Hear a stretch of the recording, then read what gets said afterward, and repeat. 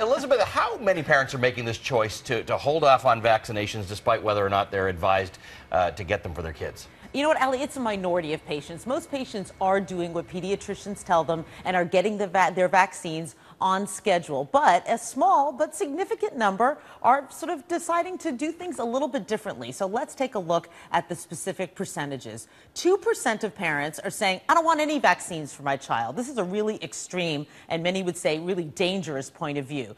Don't give me anything. 7% are skipping at least one vaccine, and 7% are delaying at least one vaccine, saying, doctor, I don't want this now. I want to get it later. So those are, I would say small but significant numbers are not doing it the way pediatricians officially are telling them to do it. Which are the ones we're talking about here?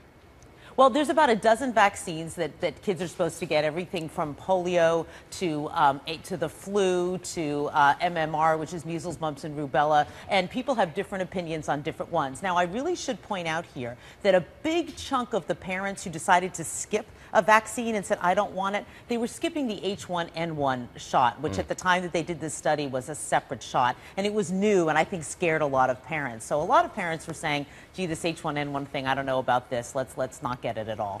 I can kind of understand that, but isn't it risky if you don't get your child vaccinated, not just for your child, but other people in general? It is risky, and I'll be honest with you that sometimes I personally, as a mother and as a public health professional, feel very frustrated talking to parents because they say, oh, this shot is risky, terrible things could happen, when the science says terrible things are not going to happen to your child, and terrible things could happen if you skip it. There is a huge risk to skipping a vaccine. Your child could get very ill, and your child could possibly make someone else get very ill. So I think parents really need to sit back and think, not once, not twice, but many, many times before they say no to a vaccine. All right, Elizabeth, thanks very much for that. Elizabeth Cohen in Atlanta.